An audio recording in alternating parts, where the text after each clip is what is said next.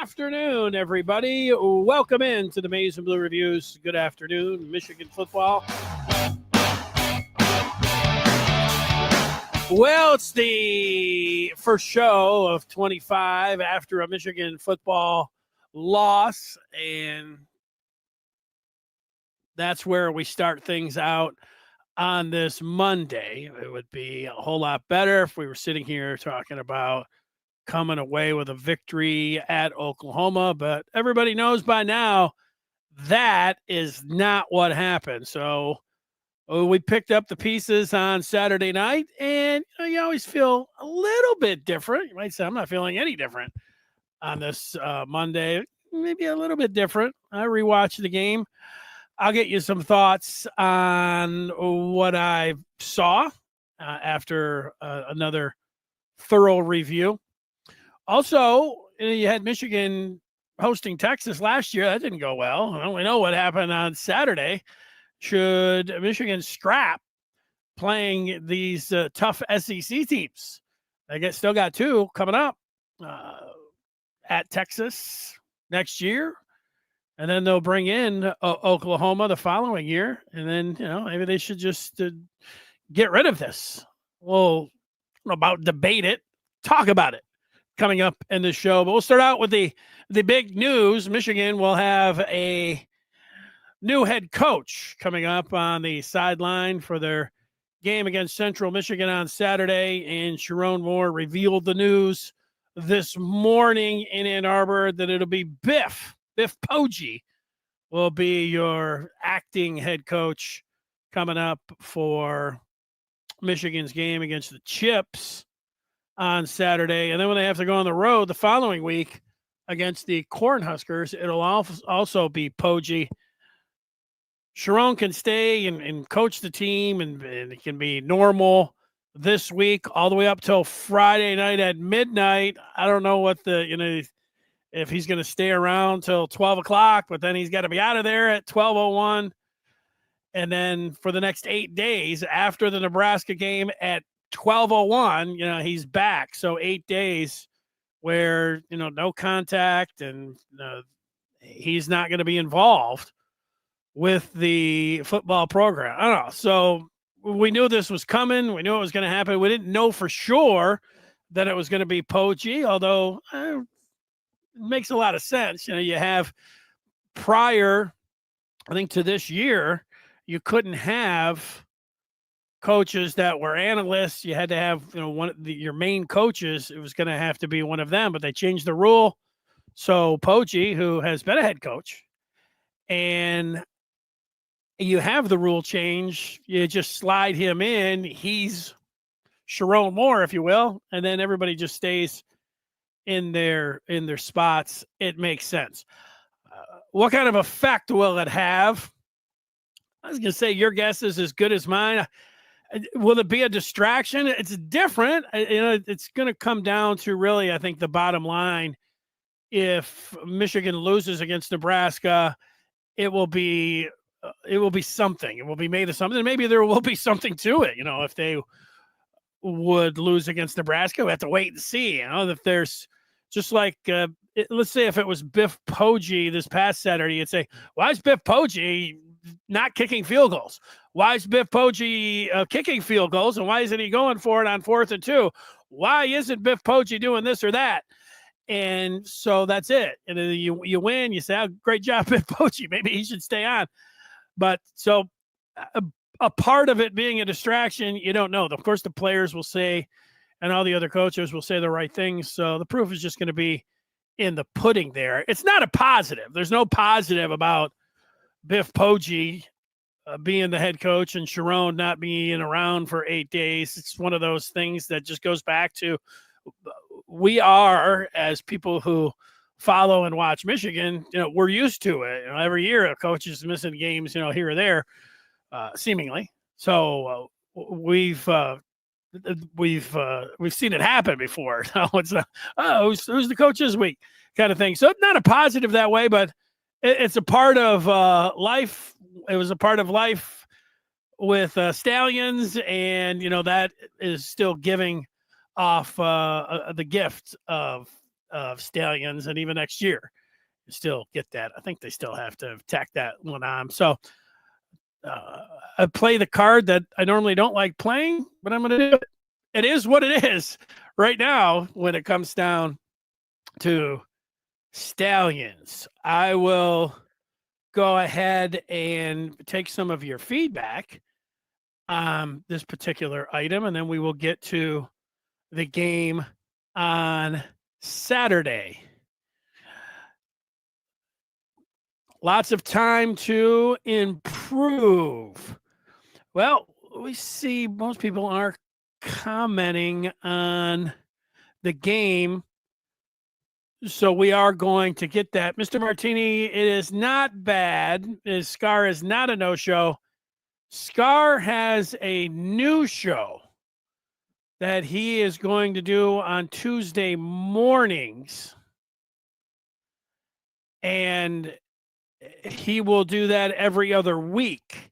And this is that other week. So you will have Scar tomorrow morning. So we won't have him on these Mondays. So that's a little scheduling update for you when it comes down to that. But no, Scar is working on his film. John Dewar, who he did a show with 2 weeks ago, he will do a show again tomorrow with him. So we look forward to that. All right, on to the game. I rewatched it, and it was a poor performance. And I'm not sitting here just, hammering on them or anything else. If somebody said, they got at this point on Monday, you do, even as a fan, you turn the page and you think about the rest of the season. You're picking up the pieces and what remains and what can happen from here on out.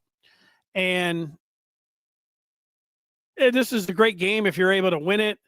And in a lot of ways, it's a predictable loss with the kind of a team that you were putting out there, specifically the quarterback position. And, I fell into it as much as anyone else after week one. I was thinking that it was just going to be a get your feet wet type situation in the opener for Bryce Underwood, not having him do too much. But, he was the way he advanced to that. He was, throwing the ball. He looked great. And it really took, let's say, college football by storm. But I saw all the national college football, even, the just national talk show host. Everybody was a buzz and Underwood. And I was the same way. And I felt better about Michigan's chances of beating Oklahoma. But it was one of these things where we get just captivated with recruiting and captivated with, greatness. And, maybe Underwood is going to be different than all of these other quarterbacks. Maybe he's just going to be he's going to be different than everyone. Not only generational, he's a one in a million. I mean, that's what, I don't know, I say we're banking on it, but everybody was hoping for that. And you saw what you saw in the opener. And why can't he go down there and start whipping the ball around and be awesome? And he doesn't need to go through it. He's just born to play the position. And it's going to be great. And, that kind of, hit with a big thud, that part. He wasn't the number one reason. In fact, the entire team is the reason, and coaching staff. They didn't have, maybe they would have lost anyways if they would have had a better game plan or if they would have tried different things. But, their plan didn't work. Their ideas of how to win that game, they weren't the best. Or they just don't have a very good team, maybe a little combination of both of those things. I don't know about a really good team. You can go on the road and lose to a good team in a conference like the SEC, a team like Oklahoma, and you can still be a pretty good team. You could still, teams like to say this all the time, all of their goals are in front of them, but, they got a lot to overcome. I said after the game, a lot of, when you have really nothing to lean on, I didn't see anything they'd say, oh, well, this was really nice. In fact, nothing like that. I thought it was like, complete failure or anything. They just, got outplayed everywhere in that game. But they never did click on offense. and this is going to be one of the things after the game, I looked at it and it was almost like you had two different powers fighting one another. One was Michigan in 2021. The reason that they were able to make their 3-year run was because they were going to dominate the line of scrimmage and they were going to run the football. That was going to be the blueprint. That was going to be the backbone. That was going to be the identity of Michigan football. Well, they tried that. There's no argument. That was the game plan for the Maize and Blue on Monday, and that failed.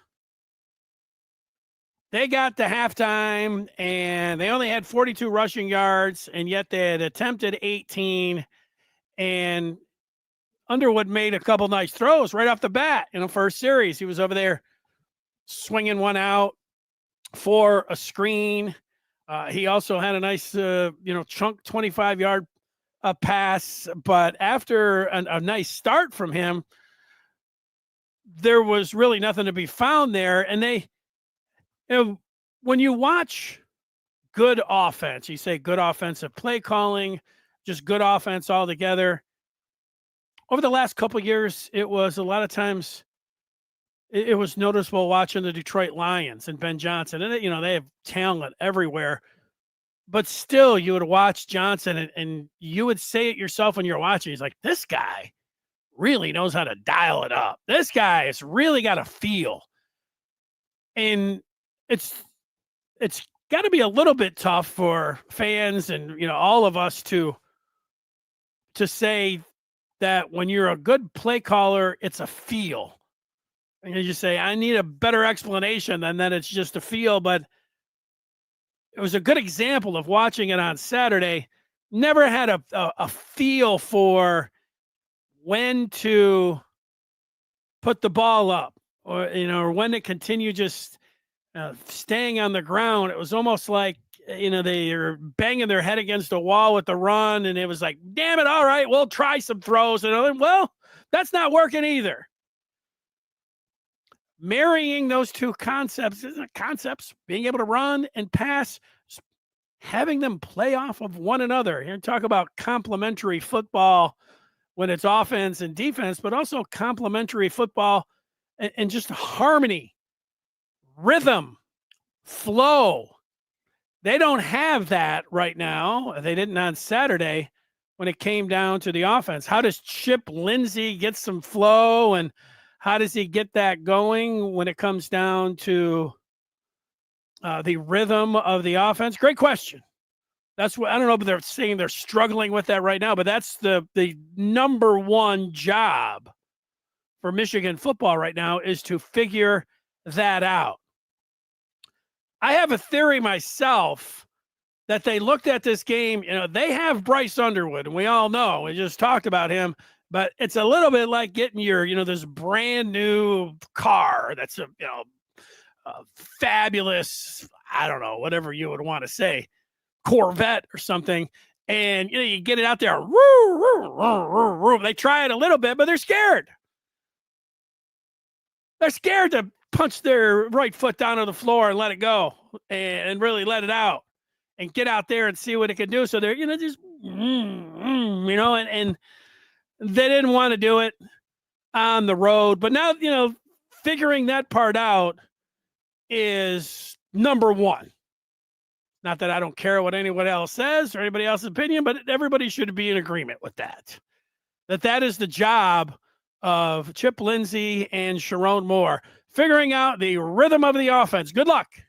And it's not, the answers aren't going to be shown on Saturday, but the following week at Nebraska, that's going to be a pretty good indication.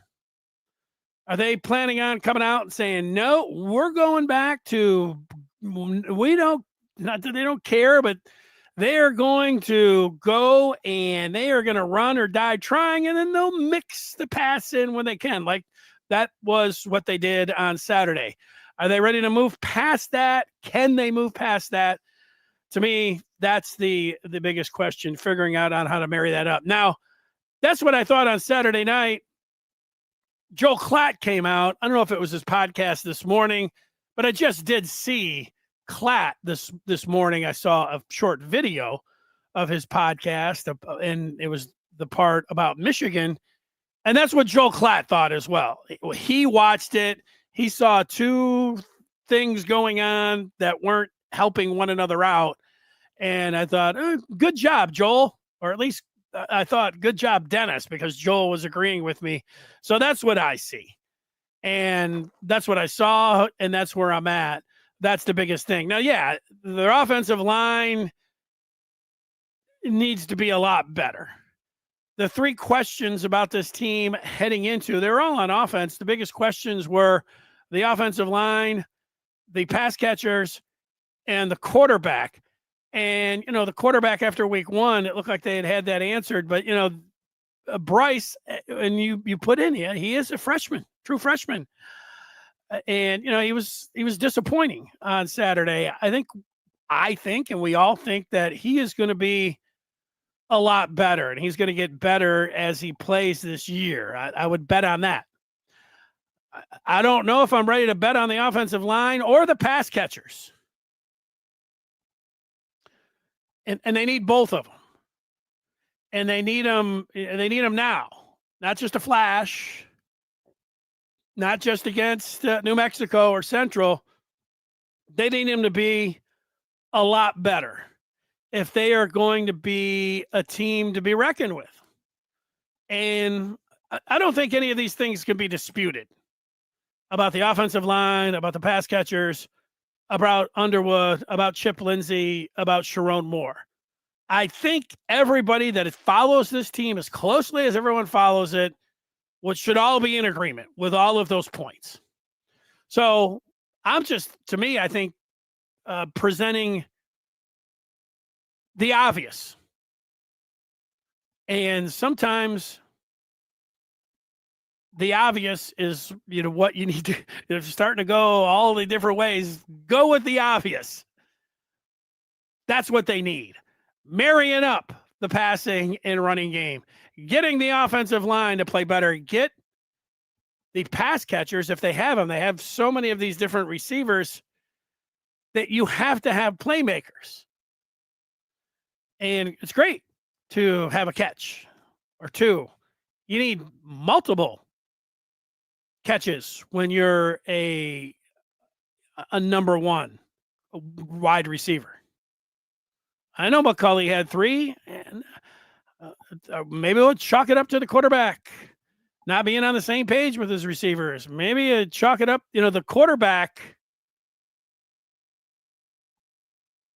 I expect some of the stuff that I saw on Saturday, but some of the stuff I did not expect. I expect a quarterback to be able to turn around and understand how to execute a fake to the back and then drop back. And I know they're going to miss some of the plays. And, one time, can you fake to the wrong? Sure. That's part of being a freshman. Whether you're going to turn out to be the greatest quarterback of all time, you can still have that. But I was rewatching that. It was more than once. It's more than once when you're turning around and going to hand the ball off and he's not there and then he's supposed to be on the other side. That's sloppy. And I'll say it. It's bad coaching. Maybe that's why they didn't want to let it fly or put the right foot down with the quarterback, because they have watched him and they're thinking, whoa, we need to just, we couldn't do it. And I don't know how nervous that makes you. You think, because, I like everyone else, I saw the guys at the halftime. Who was it? Booger was saying, you could have had Alex Orji out there with a game plan at halftime. And then, Portnoy, who, understands how to rile everybody up, he was screaming about, throwing the ball and getting all that going. It's just, he might not be ready for all of that being practice. He didn't understand how to, get on the same page with his receivers a number of times. Couldn't hand the ball, couldn't even figure out if he was right or left. You got to be able to walk before you expect a guy to be able to be running around and be the greatest thing since sliced bread. So maybe that's just going to be a process, and we are going to watch it unfold as the season goes on. So that's where I'm sitting and watching this. Let's take some of the feedback. Mark says it was the big play defense that let Michigan down, like last year. Zavada should have been given shots at 54 and 65. The best players had to shine. The defense failed, and no trust in Ann Arbor in Zavada cascaded to a loss. Well, maybe with Zavada, Zavada, when he did get an opportunity in the first one, he missed it. And the other things that I know about Zavada and kicking at, 65 yards, I would think at 54, you would let him, but I don't know what the conditions. I was looking at some of the towels that are hanging, and it didn't seem like there was any wind or anything. So, but I don't know why, they didn't go with him for a 54-yarder. I can understand 65. We just want to put him out there anytime you get inside 70 yards, because we feel like he's the greatest kicker of all time. He did miss one in this game too. So, in the first half. So maybe that had something to do with it. The rest of this, I think everybody's going to agree with it. The best players, and games come down to a handful of plays, and they were able to make those plays. Mateer making a big play with his arm down the field, down the right sideline, to set up the one touchdown, coming down pretty much right in front of the goal line, being able to get a wide receiver to win an individual battle and come up with a, big pass catch. Those are the big reception. Those are the kind of plays that Oklahoma made, and Michigan did not. Oh, they had one. They had a couple, but I think a lot of people point out that the biggest play of the game came on Oklahoma's second possession of the second half, when they had a 3rd and 8, and Hillman had the shot to sack Mateer, but instead he had the 35-yard pass down the right sideline, and then later a 10-yard run to take it in for the touchdown. That was the biggest sequence of the game. I would agree with that. Michigan, in a lot of ways, they got helped out in this game. They helped themselves out. They get a 3-and-out right towards the end of the first quarter.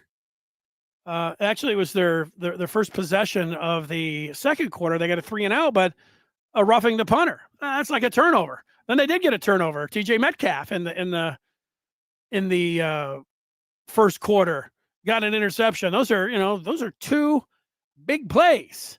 And then, they were able to get others like that, where they get a muff punt, and it gave them a reprieve. That was after a 3-and-out too. Actually, 3 plays, -5 yards, and then they muff the punt. You got to take advantage of those opportunities, and they were not able to do that. Let's see. John says can't run an all-out blitz on 3rd and 7. Wink really screwed up. Chasing that over the middle pass on 3rd and long. Have you deja vu? Riley says Sharon has been disappointing in creating a dominant offensive line. It's the opposite of what I expected when he got the job. Riley says he went to school with Grant Newsome and he loves him, but he's not it. Well, the offensive line is a huge key for any team, but for a team that wants to dominate physically, and for a team that was their calling card on how they were able to, over their 3-year run, establish the dominance in the Big Ten and win the national championship. You want to say going to a 3-4 defense. There's a lot of different things, but being physical and zagging, while everyone was, we need to go and get possessions and score, and Michigan was like, we're going to run the ball and dominate the line of scrimmage. I remember after 21 and into the 22 season, when it was Nick Saban at SEC Media Days, and he said, yeah, we see what Michigan's doing, and that's what we need to do as well. We need to get physical and dominate, the line of scrimmage and run the ball, and other teams, adopting it. You see it in the NFL, their teams that go that direction as well. That all of that is Harbaugh. I know it's cycles in college football and everything else, but it was Harbaugh in 21 that decided to do that. It was like, the hell with it. I got my salary cut. Nobody in the NFL is hiring me.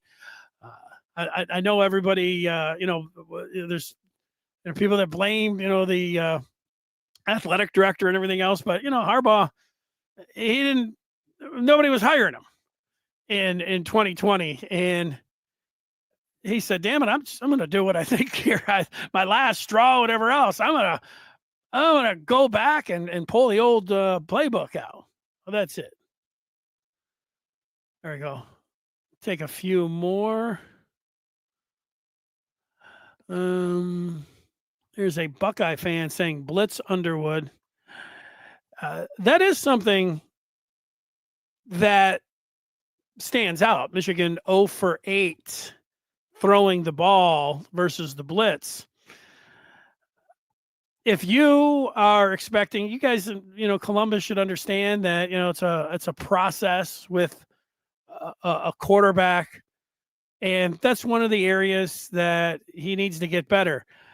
I give everyone, and myself included, a pass on Underwood because we're just all, taken in by the ballyhooed, the prep that everybody said was going to be the greatest of all time, the highest rated recruit, the greatest recruit and everything. So, and after he put on the display, you can understand the excitement of people just thinking that he didn't need who cares? He can do all of it. He can do anything. No, he's actually a human, and he's going to have to take some lumps before, and he will get better that way. That wasn't a lot of fun, even in the off season, saying, "Hey, that's going to be a tough game for Underwood." They probably, nope. I didn't want to hear it either. Nobody really wanted to hear that. You just think that, maybe you got the greatest thing of all time. It'll be different.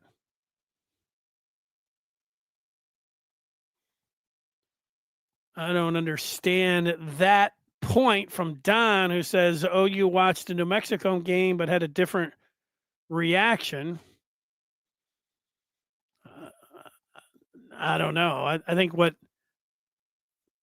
happens is you can put all of the speakers you want and turn the music up, crowd noise as loud as you want in the field house.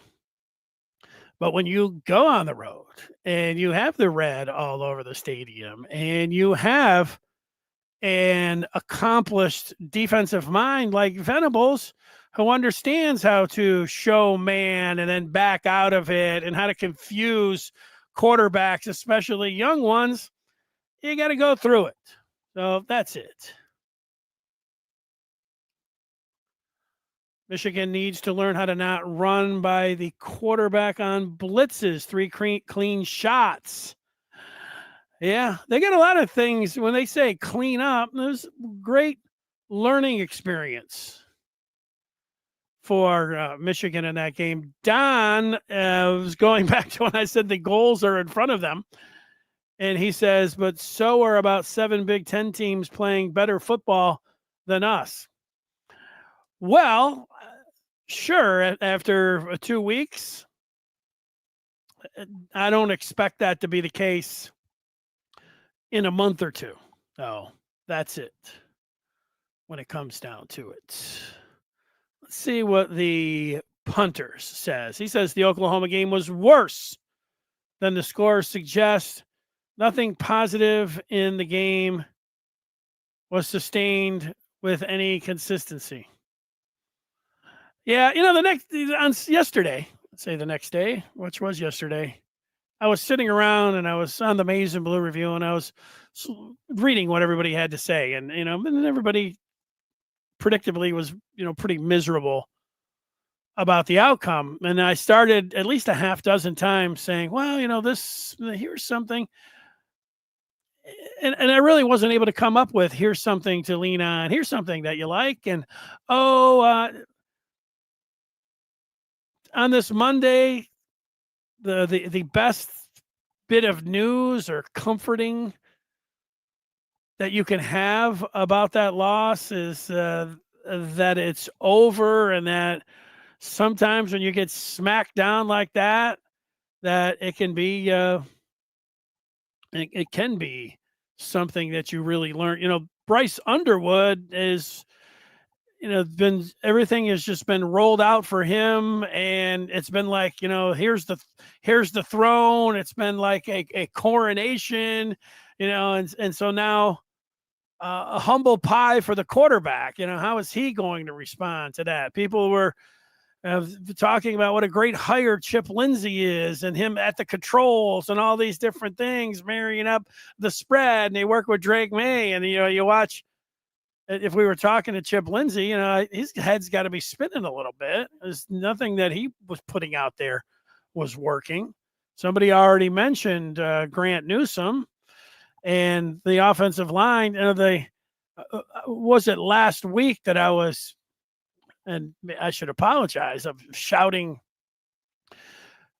folks down for saying that Ron Bellamy needed to really pick it up this year, and those guys do need to pick it up.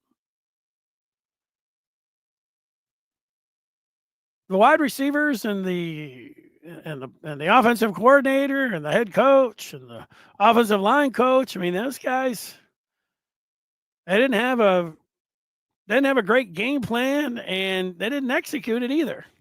It's a bad combination.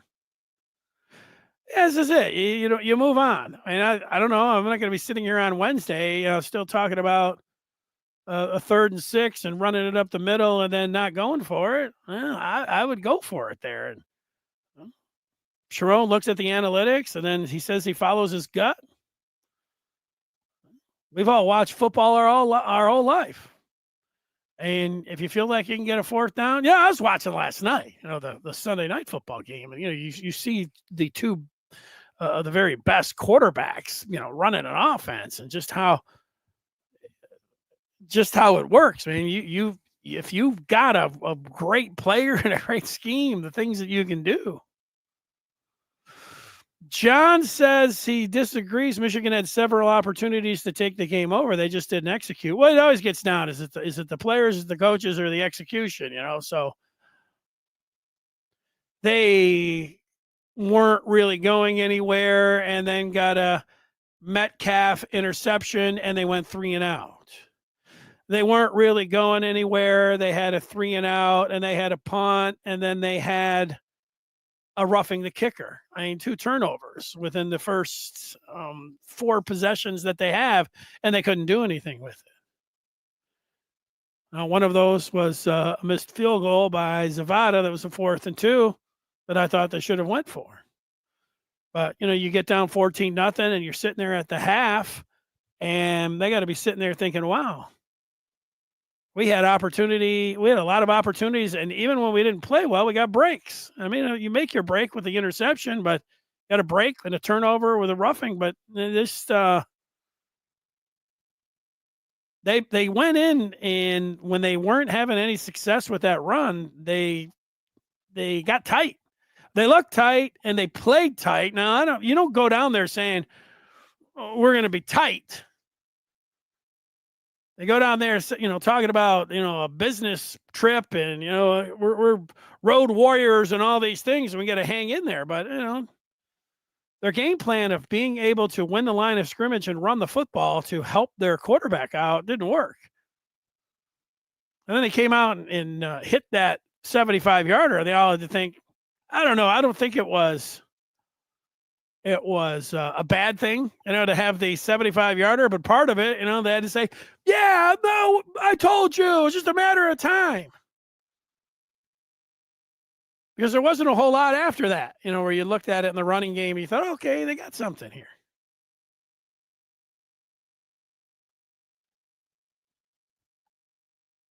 Take a couple more. Old CR talking about we need wideouts, we need an offensive line, and we need a better play from the D line. Yeah, is that it? Is that all you want?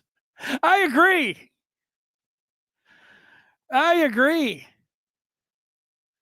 They're playing an awful lot of guys on that defensive line. They rotate those guys in left and right. So I don't know. Are they all kind of equal? Any of them standing out? Derek Moore stands out. I know you keep fresh. I mean, it's an idea, but they play an awful lot of guys. I'm disappointed in the wide receivers and the offensive line. I thought it would be better. I thought they would both be better.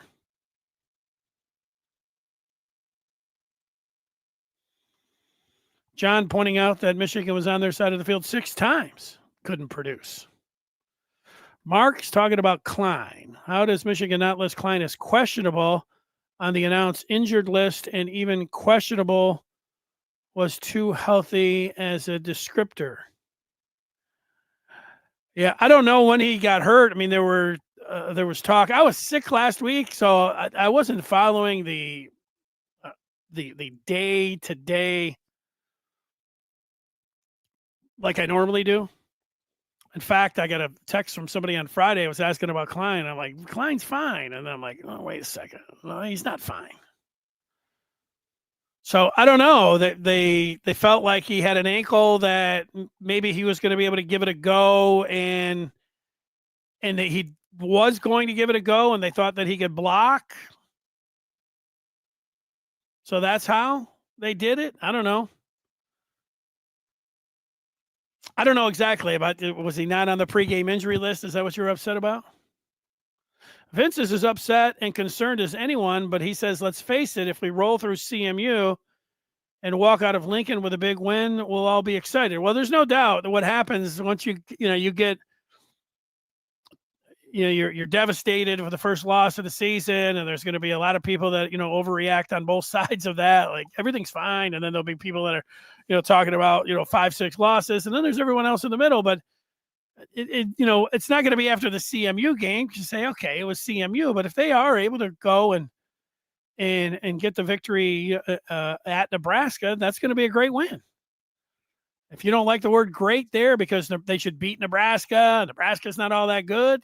There are a lot of people that are saying the same thing about Oklahoma, but they're going to have to play better than they did against Oklahoma, even if Nebraska isn't that good, to be able to get a victory.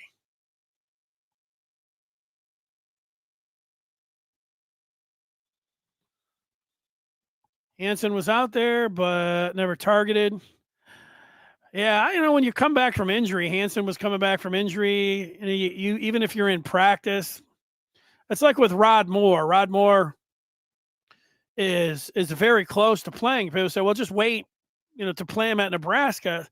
Well, if he's ready to play him a few times against Central, so he can get his feet back on the ground, and then he'll, hopefully would then be, the old Rod Moore against Nebraska. That kind of thing. Let's go to Dre, who says Michigan will be fine if this team is going to click. Well, what do you base that on, Dre? Just it's Michigan. There's nothing wrong with just saying that. Hey, you believe in the coach, you believe in the players. Tough place to play. And that's it.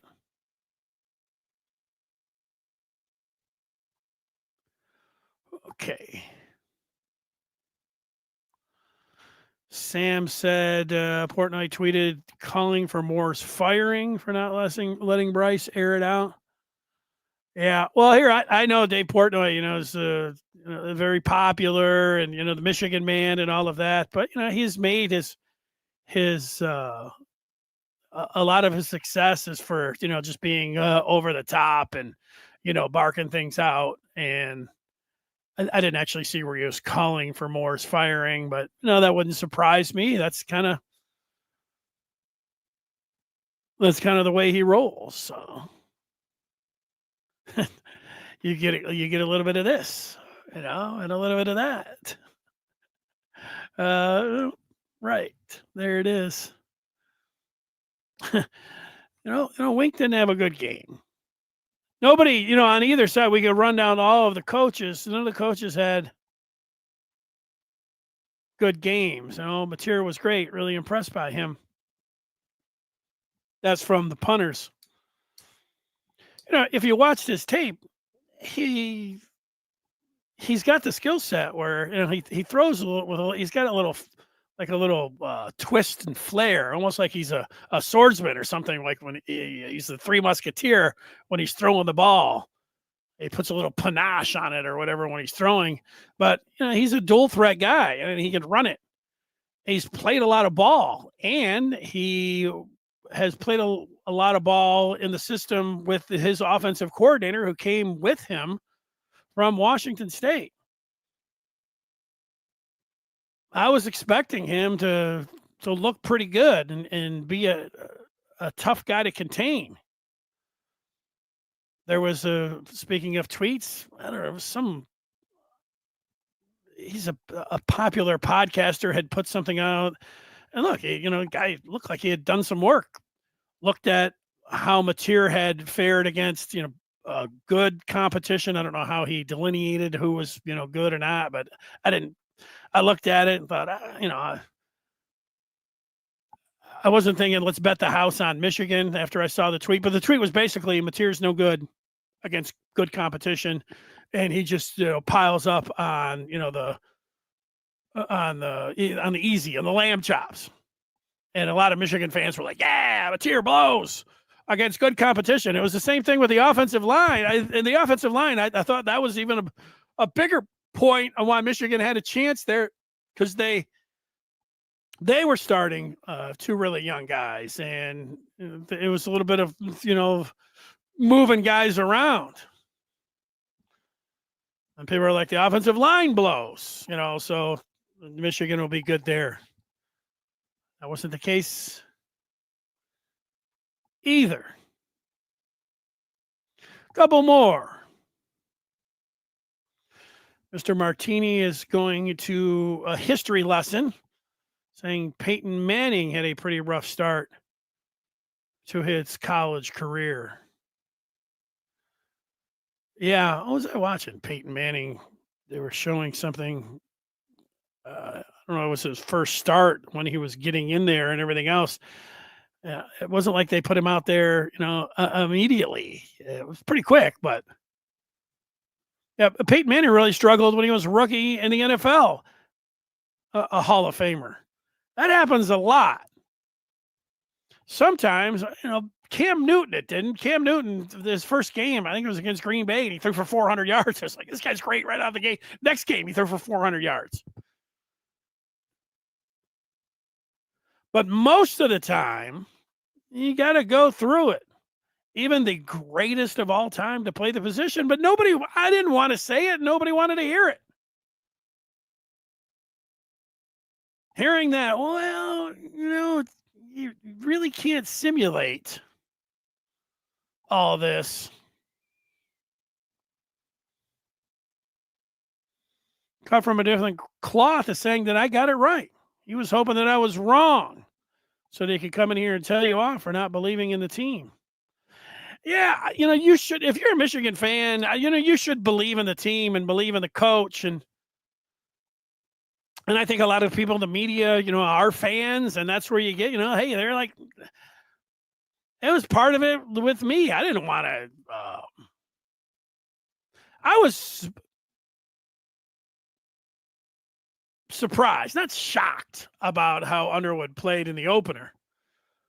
But he looked so good that I thought that, maybe they just really have something different, even out of all the great ones. They just got something different. So why not just ride it when you're a fan until you don't have to? I don't know how much fun it is, if you're a fan and you say, let's tap the brakes. No, there's no fun tapping the brakes as a fan. Vaughn's first delivery, he says, it looks like we have no depth at tight end when you lose the starter and don't target that position in the game. And then again, you have to have time to make the throw. Yeah, I don't, Vaughn, the thing with Hansen, and some of this will sound like an excuse. Well, with Hansen, that he was hurt and he came back and it takes a little time. I was just watching the game. Underwood had, what tight end was it? I think it was Zach Marshall. He had Zach Marshall down the field and he just, threw the ball 5 feet. If it was Alex, he looked like Alex. I don't want to say he looked like Alex Orchard because that would be, that's like calling him names or something. But he blew the pass. He had him wide open. It would have been a 25-yard pickup. Things would have been rolling. And Underwood, it's not. He just rolled out and he just airmailed him by 5 yards. That wasn't a very good throw. Wasn't anything. He hits that with Zach Marshall. You say, okay, here we go. So he was targeted. I don't know if it went down as a target because the ball, it should have. I don't know if they put the targets down, but the depth, I think the depth's pretty good at tight end. Klein's good. I think Hansen was their guy last year after Loveland. And when Loveland was out, it was Hansen, the guy they were going to. When that interception in the Ohio State game down on the goal line, I think by Sawyer, that was Hansen that he was throwing the ball to in the end zone. I think Hansen's a really good pass-catching tight end.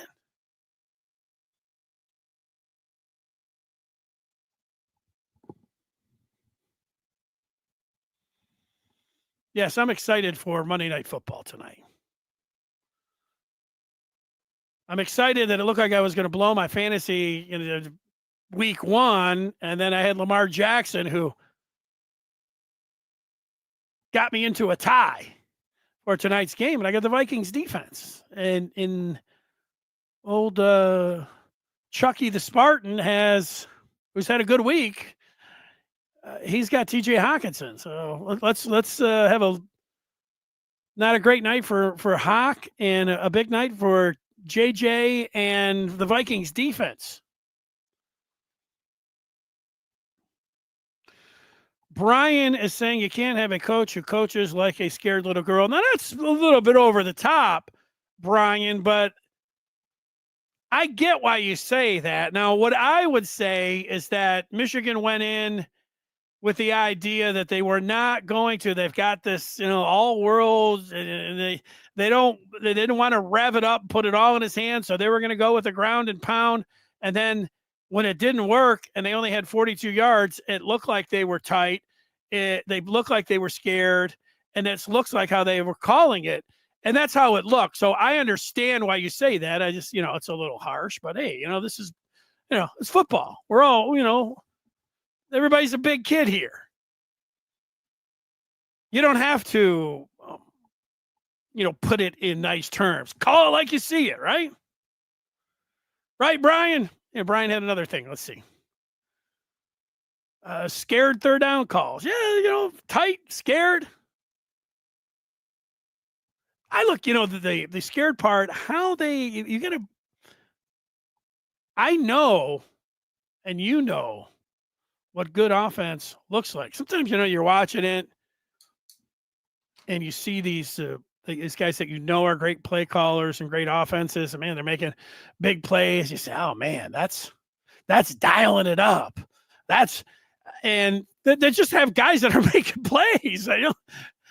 And Michigan just didn't have the guys to make the plays. It's fair to wonder if they have pass catchers who can make the plays. Samaj Morgan can make one play, but I don't know if he can make more than one.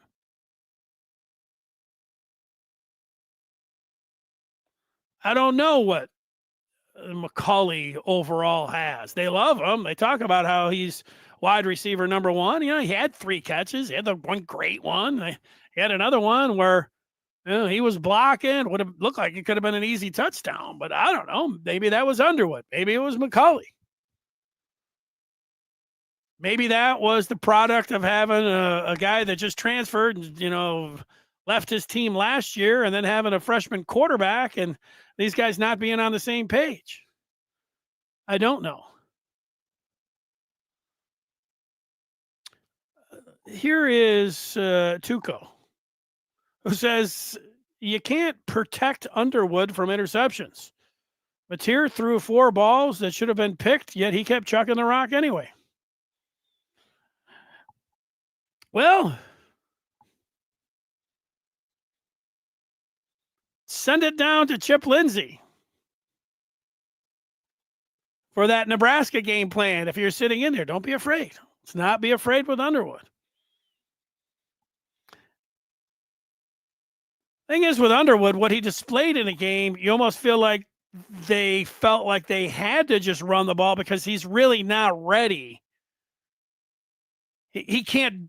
I say he can't deliver the ball downfield. He was not able to. He didn't look like it, but he'll get better at being able to get the ball down the field and being better that way. You know, if he went to LSU, he wouldn't be playing. It would be Nussmeier would be the quarterback. He would just be sitting on the sideline. Everybody would say, there's the number one guy.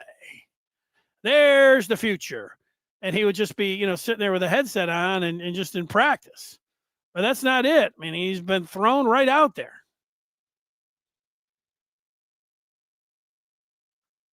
So that's it. And I get why you would say that. I don't like the screens either, Brian. They're a little bit too much for that. So that's it. Until Mark's fired up. He's going to give the offense a pass versus OU, but the defense looked very much like Texas. And that didn't get fixed until Thanksgiving. Yeah. You can't put a guy who hasn't played in 15 months into a big game at safety. That's why hopefully he's, going to come back and get some reps against CMU. Sharon has taken his eye off the O-line. That's his concern. Well, I mean, he's the head coach. You got to let your coaches coach.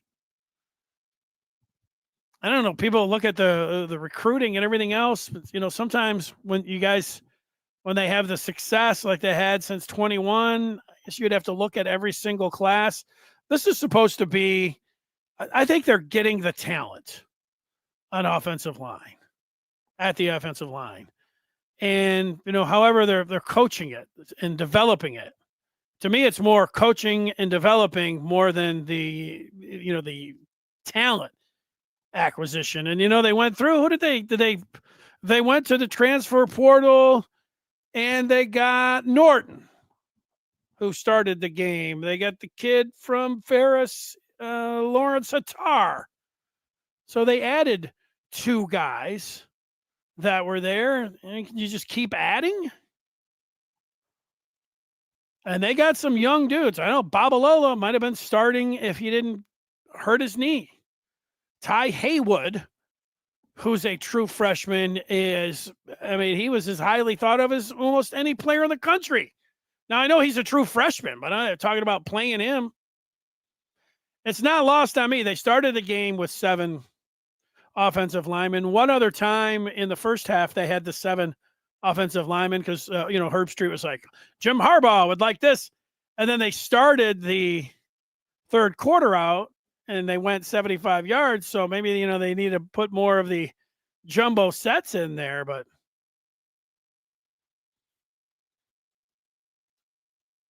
yeah, I would say that the number one concern with this team, Mark, is the offensive line. That's the number one concern. And that is concerning when that's what Michigan's identity is, being physical and being able to run the ball. And that's how they turned everything around in 2021. That's the position that Sharon Moore played. It's everything for Michigan, everything. And it's the biggest question mark right now. So, yeah, that's that.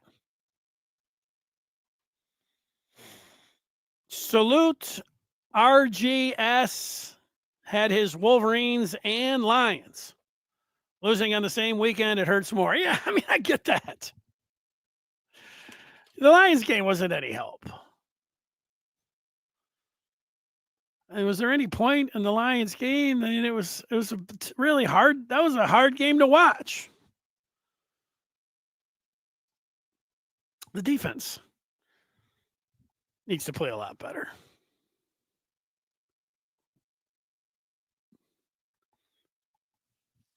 Run Bryce. You know, when Bryce was it the first series? The one where he ran up, it almost looked like they didn't talk about it on the broadcast, but I thought that he might have been over the line. It looked like he could have ran for like 10, 15 yards. Instead, he threw it for 25, which was, better. And quarterbacks, it's always better. Go ahead and throw the ball so you don't have to take any hits or anything. But, he ran up there. It's like, ooh, we're going to see Underwood. This would be a nice, easy first down. And he threw it. That's great quarterbacking. I love that. And it might have been his, the first throw of the first series. Pretty awesome, too. And he was just like backing out of there and through the screen over there. But, after that, I don't know how many great throws he had. There was one that they called. There was a jet sweep, and they faked it. He didn't like what he saw, and they kept it. And then he was going to take it around the other side, and they were able to stuff him. I don't know if that was a look to give it to it on the jet sweep, and if it wasn't there, then he was supposed to take it. They covered both of them. It was great defense by Oklahoma. That's where it takes, I don't know, seasoning. It does take game reps, real game reps. You can look at it a million times in practice. He's wearing an orange jersey in practice. They're not hitting him. And, they could call it 1,000 times. Okay, keep it here or run it there. Or in the spring game, he's running around. Nobody can touch him. It's way different when guys are out there, trying to kill you. You got to get that experience to feel, when to take off and when not to, and all of that. And it only comes, it doesn't have to be painful. But right now it is painful. He'll get so much more comfortable back there. I got to imagine that his head's spinning around. He was anointed as the GOAT before he ever took a snap, and then he actually played like a GOAT in his home opener, and everybody just, you are the greatest. Well, I mean, little time there. Yes, the offensive line is the reason. Let's see what we're at here. Take a couple more, and we'll talk about playing the SEC in these games if they should continue that.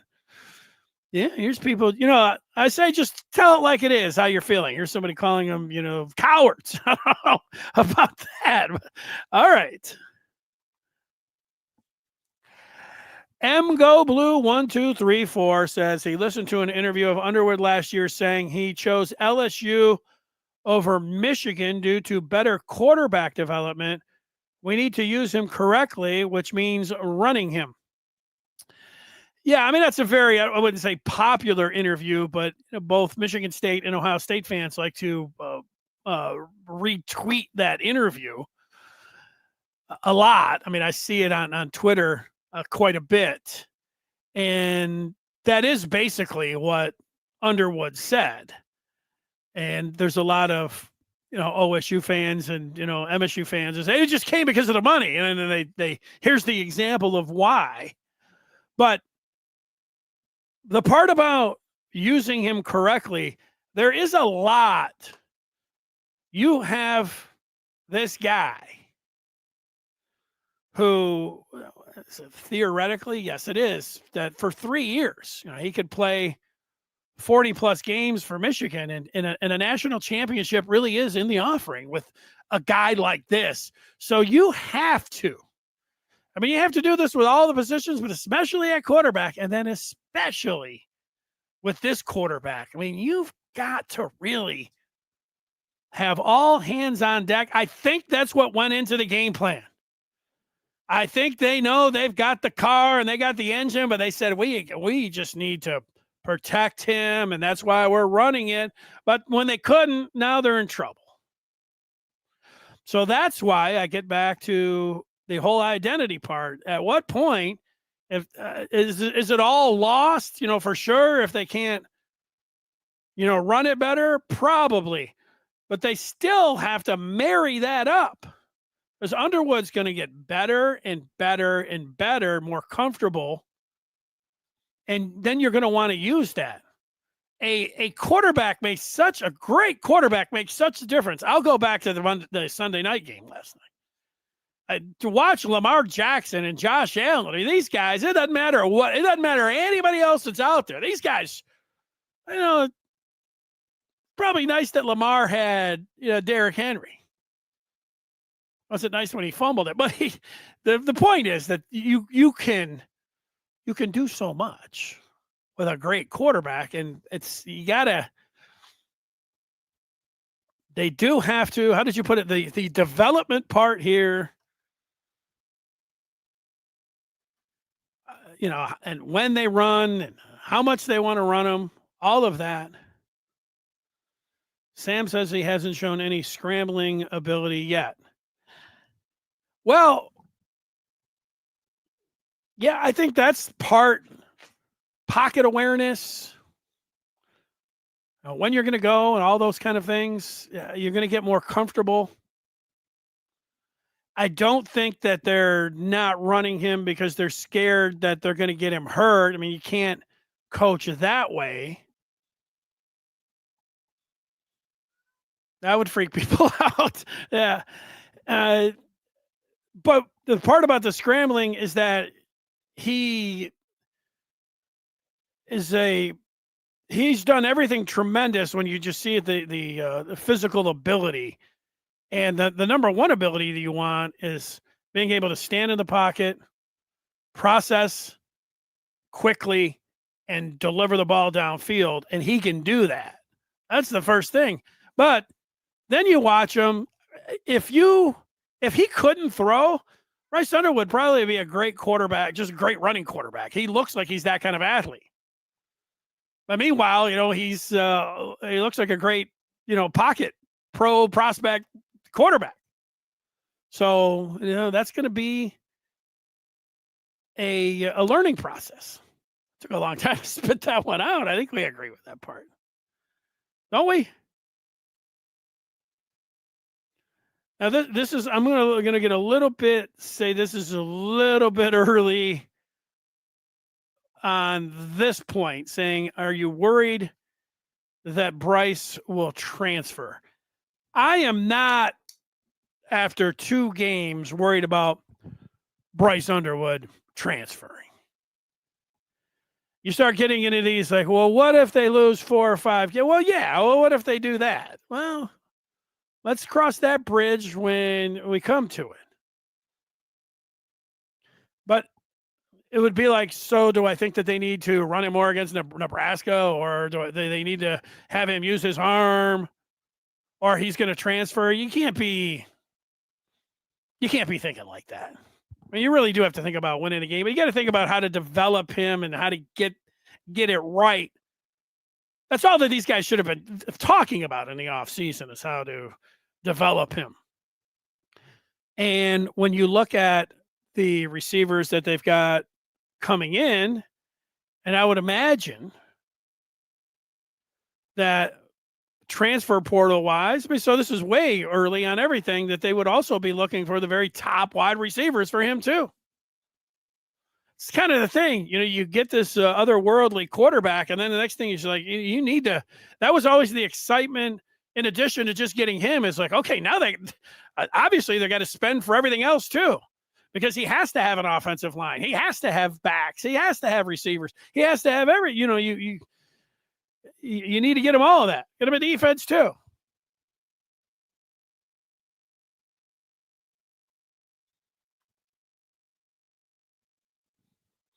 Punter says you could feel the difference when Barham was back in the game.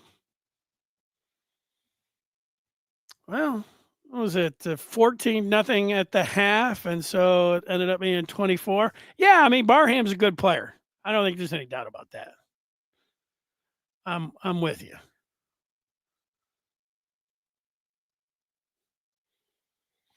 All right. Let's see. Jeff getting in late. We'll take his questions, and we'll go to that SEC question. When they are blitzing on every down, shouldn't we have rolled him out and also tried the halfback screen with the offensive line pulling? Well, it didn't blitz every down, but he was not good. They were 0 for 8, according to Herb Street. It was late in the game when he was talking about Michigan's. I'm going to just paraphrase. I don't even know if it's paraphrasing. His overall point, Herb Street, is that Michigan doesn't have wide receivers. They don't have the wide receivers that Underwood or if you're going to be a passing team that's needed. And I think all of us, I think we're going to be in agreement with that. But then he was rolling out, after a 4-5 start, he said they were 3-14. That's when or he was 3 of 14 after that. Then I started tracking it myself, and I think I got him at 5 of 19. At that point after the 4-5 start that Herb Street said. But then he had mentioned something about Underwood being 0 of 8 in the analytics that he was given versus the blitz. And so, against the blitz, figuring that out. Somebody blitzes, there's an answer. Usually they say what they got the hot read. That is something that I would think is going to be on pretty close to the front page or front item of what they're going to be working on against a CMU in preparation, for Nebraska. So there it is. Now, let's go to this final point. Playing the SEC in the non-conference. Now, today's not a great day if you're somebody that says, I like great non-conference games for Michigan. They excite you all summer long. When you finally get in there, it's such a difference, waking up, the difference between heading into a game day when you're playing Oklahoma, you're playing Texas, or you're playing Old Dominion. But there's a lot of folks that just say Michigan should just play Old Dominion. They would rather have had this schedule with Bryce Underwood of New Mexico, Old Dominion, and CMU. 3-0, baby. And you can lose 2 games and get into the college football playoff and say, why in the hell would you ever play a game that you could lose in the non-conference if you could pick them? And you can pick them. Well, there's a lot of reasons. It's usually obvious that when coaches want to they want to duck everyone they can because they don't want to lose any ball games. They know that their line is their job depends on getting to Big Ten championship, college football playoff championship. If that's the way that they can continue to make millions of dollars, so no, they don't want to play anybody tough. And then you say, well, you got to fill that. It's always a different conversation when I talk with an average Michigan fan about who they should play, and then talking to people that go to the games. People that go to Michigan Stadium, they want to see, next year, Michigan has to go to Texas. It seems like a loss automatically right now. They hosted Texas last year. That was a big-time loss. They lost at Oklahoma. Now they got to go to Texas next year. Maybe Arch. Doesn't seem like he's going pro right now, but who knows? Could be Arch against Bryce. Now, that's a hell of a game. If we're sitting here, if it's Arch Manning and Bryce Underwood all summer long, I'd be excited to talk about that. Then Michigan goes down there and loses the game. Somebody's going to say, I wish they would stop playing these games. They don't get anything out of them. So, now, wait a second. I have to clarify. They're playing, somebody may have already said something. They're playing at Oklahoma this year. So next year, Oklahoma's coming to Michigan. In 27, they're going to Texas. That's right. Because the Texas ones were the sandwich for Oklahoma. And so Oklahoma is coming to Ann Arbor next year. Should they scrap these SEC games? Don't bring Oklahoma in next year. Go play Southeast Oklahoma. Don't go to Texas the following year. Bring in North Texas. And then they got Notre Dame in 33. Cancel that one. Let's play Indiana State. Let's play Colorado State, North Colorado. Bring Eastern in for a couple games. And again, I think I don't get as worked. I get as worked up as people about losses, but they're great when you win, and I don't know.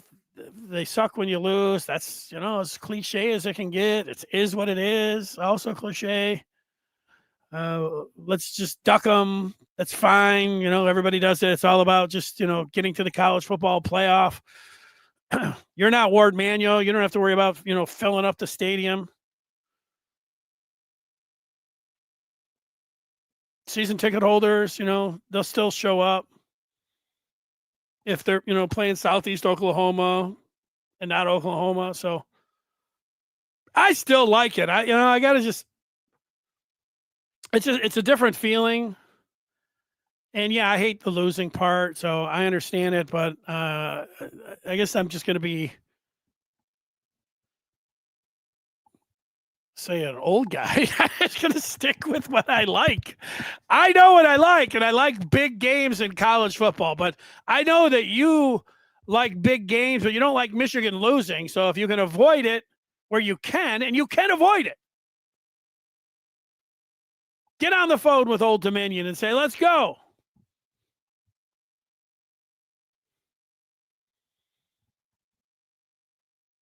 No cap.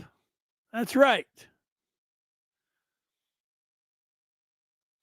We'll take a few more here. Punters. The punters likes a big game early in the season. See, there you go. He likes a big game. I do too. Punters to our detriment. We like big games.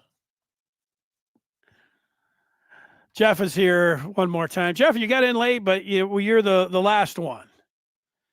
He said, we looked extremely weak. IU will go undefeated and look great, but you do get better with tough competition, although I would have preferred this OU game being third on the schedule. I said that was the last one, but here we go. The big point is Underwood is a freshman. That is a big point. Shouldn't be lost on any of us. I don't know. Are we kidding about we need more Jimmy and Joes? Is it the Jimmy or Joes, or is it the coach? And is it the development and the coaching, which I guess is the same thing? I feel like they're getting the players.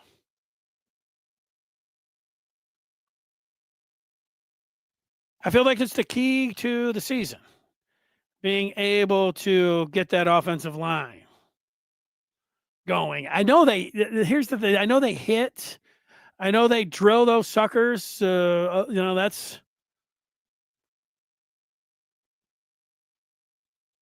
not mystifying.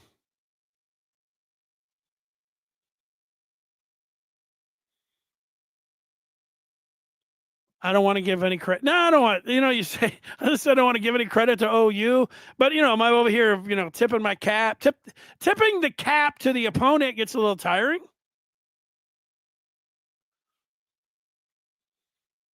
You can get better inside the season, but it is the key moving forward. The offensive line, getting the pass catchers going, and then marrying up the run and the pass so they complement one another, and you watch it and you say, they got it.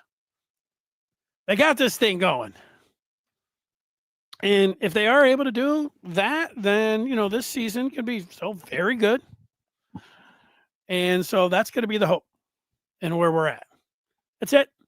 Thanks so much for watching. If you like more of, this kind of conversation, that's when cue me telling you about to join up with the Amazing Blue review, and how you do that. You just go to on3.com and then you see it. It says subscribe, and then you got all kinds of choices of different schools, and then you see the Amazing Blue review. That's the one you punch, and then you get instant access. and you see what is being talked about in recruiting.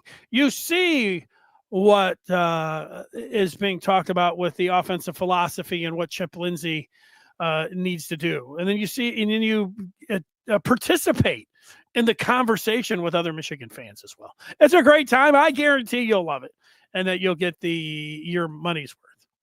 How about that?